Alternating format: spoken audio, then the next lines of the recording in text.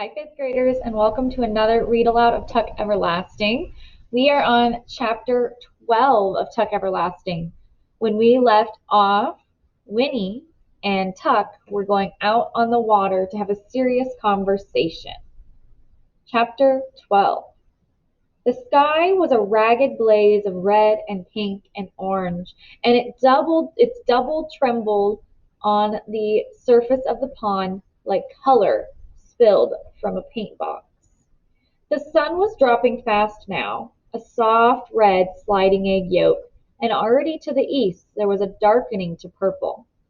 Winnie, newly brave with her thoughts of being rescued, climbed boldly into the rowboat. The hard heels of her buttoned boots made a hollow, banging sound against its wet boards, loud in the warm and breathless quiet. Across the pond a bullfrog spoke a deep note of warning.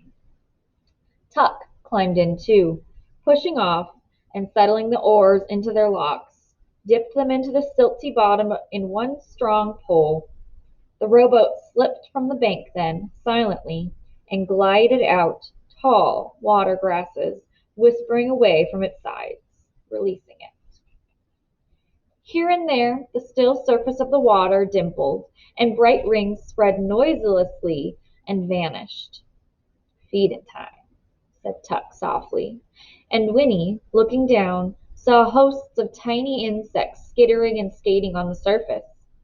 "Best time of all for fishin'," he said, "when they come up to feed."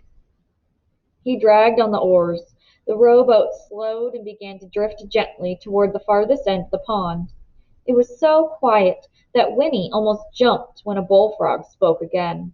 And then, from the tall pines and birches that ringed the pond, a wood thrush caroled. The silver notes were pure and clear and lovely. "Know what that is all around us, Winnie?" said Tuck, his voice low. "Life. Moving, growing, changing. Never the same 2 minutes together. This water, you look out at it every morning, and it looks the same, but it ain't. All night long it's been moving, coming in through the stream back there to the west, slipping out through the stream down east here.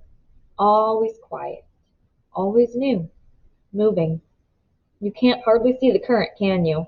And sometimes the wind makes it look like it's going the other way. But it's always there. The water's always moving on, and some day, after a long while, it comes to the ocean." They drifted in silence for a long time. The bullfrog spoke again, and from behind them, far back in some reedy, secret place, another bullfrog answered. In the fading light, the trees along the banks were slowly losing their dimensions, flattening into silhouettes, clipped from black paper and pasted to the paling sky. The voice of a different frog, hoarser and not so deep, croaked from the nearest bank. "Know what happens then?" Tuck asked. "To the water. The sun sucks some of it up right out of the ocean and carries it back in the clouds. And then it rains. And the rain falls into the stream, and the stream keeps moving on, taking it all back again. It's a wheel, Winnie. Everything's a wheel, turning and turning, never stopping. The frogs is part of it, and the bugs, and the fish, and the wood thrush too, and people. But never the same ones. Always coming in new, always growing and changing, and always moving on. That's the way it's supposed to be. That's the way it is." The rowboat had drifted at last to the end of the pond, but now its bow bumped into the rotting branches of a fallen tree that thrust thick fingers into the water, and though the current pulled at it, dragging its stern sideways, the boat was wedged and could not follow.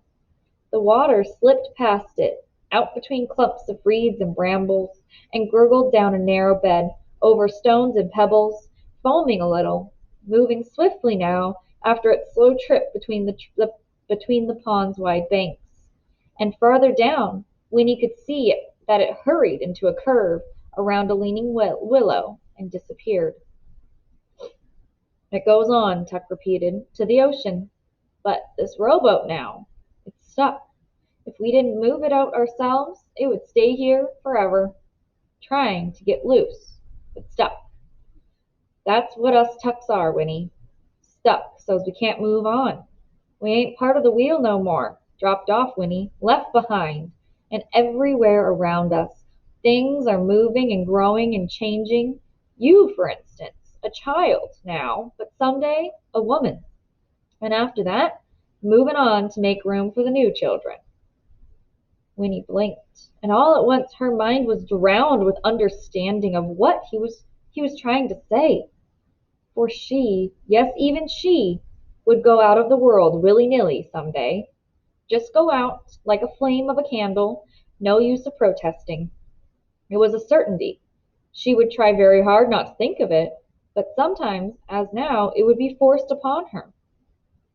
She raged against it, helpless and insulted, and blurted out at last, "I don't want to die."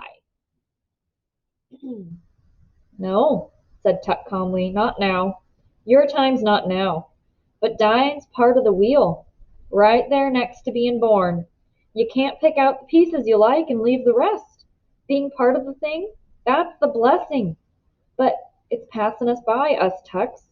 Living is heavy work, but off to one side, the way we are, it's useless, too. It don't make sense. If I knowed how to climb back on the wheel, I'd do it in a minute. You can't have living without dying. So you can't call it living, what we've got. We just are. We just be, like rocks beside the road." Tuck's voice was rough now, and Winnie was amazed, sat rigid. No one had ever talked to her of things like this before. "I want to grow again," he said fiercely, "and change. And if that means I got to move on at the end of it, then I want that too. Listen, Winnie, if it's something you don't find out how you feel until afterwards. If people knowed about the spring down there in Tree Gap, they'd all come running like pigs to the slops. If people knowed about the spring, they'd trample each other, trying to get some of that water. That'd be bad enough. But afterwards, can you imagine? All the little ones little forever, all the old ones old forever. Can you picture what that means? Forever? The wheel would keep going on, going around, the water rolling by to the ocean, but the people would have turned into nothing but rocks by the side of the road, 'cause they wouldn't know until after, and then it'd be too late." He peered at her, and Winnie saw that his face was pinched with the effort of explaining. "Do you see now, child? Do you understand? Oh, Lord, I just got to make you understand." There was a long, long moment of silence. Winnie, struggling with the anguish of all these things, could only sit, hunched and numb, the sound of the water rolling in her ears. It was black and silky now. It lapped at the sides of the rowboat and hurried on around them into the stream. And then, down the length of the pond, a voice rang out. It was Miles, and every word across the water came clearly to their ears. "Pa! Pa, come back! Something's happened, Pa! The horse is gone! Can you hear me? Someone's stole the horse!" Chapter 13. Some time later, the man in the yellow suit slipped down from the saddle and tied the Tuck's old horse to a bar on the Fosters' fence. He tried the gate. It was unlocked. He pushed through and strode up the path to the door of the cottage. Though it was very late now, almost midnight, the windows glowed golden. The family had not gone to bed. The man in the yellow suit took off his hat and smoothed his hair with his long, white fingers. Then he knocked at the door. It was opened at once by Winnie's grandmother, and before she could speak, the man said quickly, "Ah, good evening. May I come in? I have happy news for you. I know where they've taken your little girl." And that is where we're going to end our read aloud for today.